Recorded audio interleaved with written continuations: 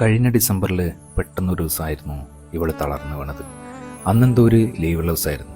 അതുകൊണ്ട് തന്നെ ഇവിടെ അടുത്തുള്ള ഹോസ്പിറ്റലിലൊന്നും ചെന്നപ്പോൾ ഡോക്ടർമാരുണ്ടായിരുന്നില്ല. അങ്ങനെ അവസാനം ഞാനും അനിയനും ഇവിടെ അടുത്ത് കൂത്തുറമ്പിലുള്ള ഒരു പ്രൈവറ്റ് ക്ലിനിക്കിലെത്തുമ്പോഴേക്ക് ശ്വാസം ഉണ്ടെന്ന് മാത്രമേ ഉണ്ടായിരുന്നുള്ളൂ. 90% തിരിച്ചുവരവ് പ്രതീക്ഷിക്കണ്ട എന്ന് ഡോക്ടർമാർ പറഞ്ഞപ്പോൾ ആ സമയത്ത് ഞാൻ അവിടുന്ന് വിളിക്കാത്ത ദൈവങ്ങളില്ലായിരുന്നു.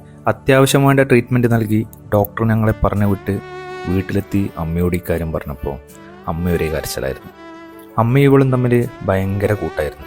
രാവിലെ ഇവളെ പുറത്തുവിട്ട് കഴിഞ്ഞാൽ പറമ്പിലൊക്കെ കറങ്ങി മൂപ്പത്തി നേരെ അടുക്കളയിലേക്ക് അമ്മയുടെ അടുത്തായിരുന്നു നിൽക്കുക. അമ്മ ഇവൾക്കായി എന്തെങ്കിലും കരുതി വെക്കും.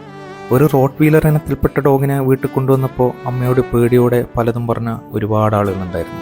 അതുകൊണ്ട് തന്നെ അമ്മക്ക് ആദ്യമൊക്കെ ഒരു പേടി ഉണ്ടായിരുന്നെങ്കിലും പതിയെ ഞങ്ങളെക്കാൾ കാര്യം അവളോടായി. അന്ന് രാത്രി ഞങ്ങളുടെ പ്രാർത്ഥന കൊണ്ടാവാം അവൾ പതിയെ തലയേറി.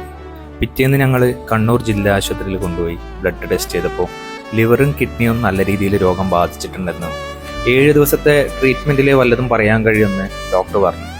പേരാവൂരിലെ ഒരു ഡോക്ടറായിരുന്നു ആ 7 ദിവസവും ഞങ്ങളുടെ വീട്ടിൽ വന്നിട്ട് അതിന് വേണ്ട ട്രീറ്റ്മെൻറ്റ് എടുത്തത്. അങ്ങനെ അവൾ പതിയെ ജീവിതത്തിലേക്ക് മടങ്ങി വരാൻ തുടങ്ങി. എന്നാൽ ആ സമയത്ത് ഒരു കണ്ണിന് ഇൻഫെക്ഷൻ ഉണ്ടായി. അതിന് മരുന്നെടുത്തെങ്കിലും അത് കൂടിക്കൂടി വന്ന് മറ്റേ കണ്ണിനെയും ബാധിച്ചു തുടങ്ങി. അങ്ങനെ ഡോക്ടർ നിർദ്ദേശപ്രകാരം ഞങ്ങൾ ഇവിടെയും കുട്ടി വയനാട് പൂക്കോട് വെറ്റിനറി യൂണിവേഴ്സിറ്റിയിലേക്ക് പോയി. അപ്പോഴേക്ക് 2 കണ്ണിൻ്റെയും കാഴ്ച പൂർണ്ണമായി നഷ്ടമായിരുന്നു. അവിടുന്ന് 2 കണ്ണും ഓപ്പറേഷൻ ചെയ്യണം, എന്നാലേ കാഴ്ച ലഭിക്കുന്നതിനെക്കുറിച്ച് എന്തെങ്കിലും പറയാൻ കഴിയുമെന്ന് ഡോക്ടർമാർ പറഞ്ഞു. അങ്ങനെ അവിടുന്ന് 2 കണ്ണ് ഓപ്പറേഷൻ ചെയ്തു. ഓപ്പറേഷൻ കഴിഞ്ഞ അന്ന് രാത്രിയൊക്കെ ഒരു ഭയങ്കര കരച്ചിലായിരുന്നു.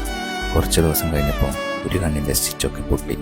ഞങ്ങൾ വീണ്ടും കൊണ്ടുപോയി സ്റ്റിച്ച് ചെയ്യിപ്പിച്ചു. പിന്നീട് സ്റ്റിച്ച് നീക്കിയപ്പോൾ ഡോക്ടർ പറഞ്ഞു ഇനിയുള്ള ജീവിതത്തിൽ അവൾക്ക് ഒരു കണ്ണിന് തീർത്തും കാഴ്ച ഉണ്ടായിരിക്കില്ല, മറ്റേ കണ്ണിന് കാഴ്ച കിട്ടാൻ കുറച്ചുകൂടെ സമയമെടുക്കും.